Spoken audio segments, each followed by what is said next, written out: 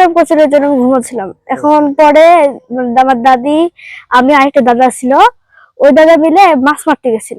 বলছিল একটা মাছ ধরে আনছে, বলে যে এখানে তো মাছ হয়েছে, চল মাছ মারি আনি। পরে আমি পরে মাছ মারতে গেছি। এখন আমার দাদি আবার গ্যাসের চুলায় ভাত চড়ে গেছে, এক পর্যায়ে ভাত চড়েছে।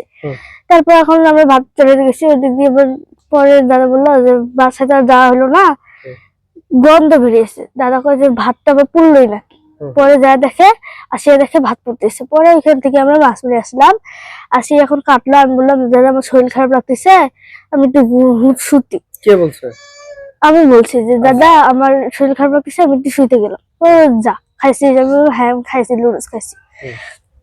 এখন পরে ভাত হয়েছে, ওইখান থেকে ভাত সবাইকে একটু একটু করে দিল, আমার বম্মাক দিল, ওই আমার ভাই আর ওই দাদা, এই দাদা আমার পরে যে আমার দাদা ভাত খেতে যাচ্ছে, এখন ও আর ওই যে নতুন দাদাটা বললো যে আমি ওই ছেলেটার সাথে খাবো, বলে যে আমি ওই দাদার সাথে খাবো। এখন ওই দাদার সাথে খাবে বলছে। এখন তুমি যদি ঝামেলা না করে, তুমি মানুষ পাও তো খাও, সমস্যা নেই।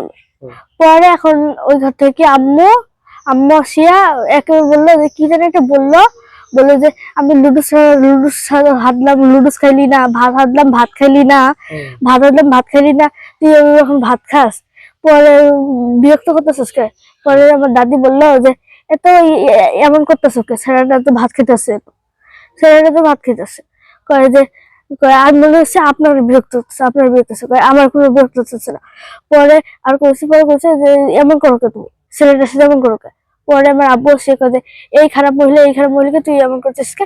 পরে আমার দাদি কেমন এগুলো বলতেছে দেখে আমার দাদি রাগ হয়েছে। এমনিতে আমার দাদি অসুস্থ। আমার দাদি ওইখানে একটু দেখ থেকে ভাত পুরো ভাত পড়ে গেছে, ওইখান থেকে একটু একটু ভাত বাড়তেছে। আমি ঘুমা পড়ছি, তো ওই চিল্লানি শুনে আমি উঠে পড়ছি, শুনতেছি। পরে আমার আমার আব্বু এমন করতেছে দেখিয়া পরে আমার দাদি দুইটা আবার আব্বু মারছে। তারপর আমার আম্মু আসিয়া আমার দাদির এখানে খামচে বসে বলতেছে যে আমার স্বামী তুই মালিক, আমার স্বামী মালিক। এই কথা শুনিয়া আমার দাদি আমার আম্মু একটা মার দিছে। এখন এখন পরে আমার দাদি বললো যে আমার পরে মালিকে। পরে আমার আব্বু বললো যে আমার বোনকে আমাকে ডাকবে, আমাকে মাইরা ফেললো।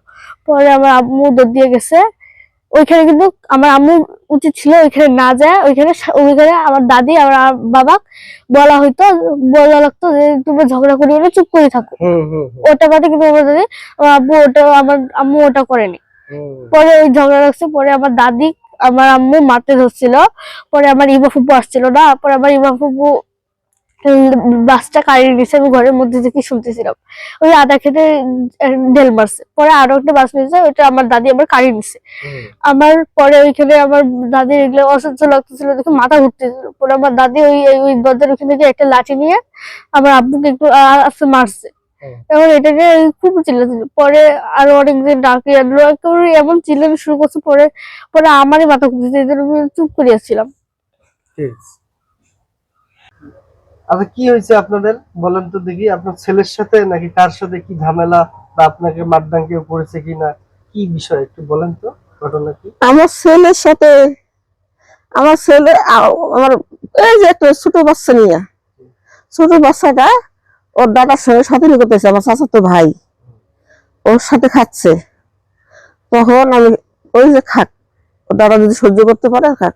আমার ছেলে আর ছেলের বউ এখানে এসে এতটুকু ভাত নিয়ে বসতেছি কেবল আমি, সেই ভাতের পাতিল দিয়ে আমার বেড়া বিরাট ধর আমার কাছে যায় কয় খারাপ মহিলা, খাঙ্কি, এগুলো যখন ভাষা কইছে ডাইনি, তখন আমার ছেলে ভাতের পাতিল দিয়ে দুটা বাড়ি দিছি।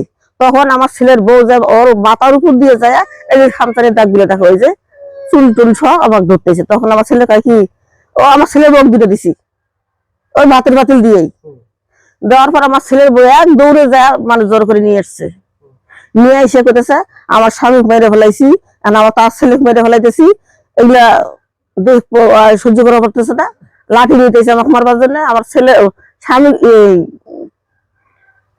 মানে মেয়ের জামাই নিয়েছে, মেয়ে নিয়েছে, ওরাও আমার সাথে খারাপ ব্যবহার করছে, ওরাও লাঠি শুটা নিয়েছে। ছেলে কি আপনার গায়ে হাত দিচ্ছে? না, আমার ছেলে আমার গায়ে হাত তোলার জন্য লাঠি নিয়েছিল, তখন লাঠি কেড়ে নিয়েছে একদিনের মধ্যে। ওই অটো রিক্সাটা কে ভেঙেছে? অটো রিক্সাটা আমি ভাঙছি। না, না না আমি ভাঙছি, আমি মিথ্যা কথা বলবো না। ওইগুলো যখন ভাঙচুর করছে লাঠি নিচে শাসা আসছে আমার কাছে, তখন আমি ওটা ভাঙছি, আমি মিথ্যা কথা বলবো না। ঠিক আছে।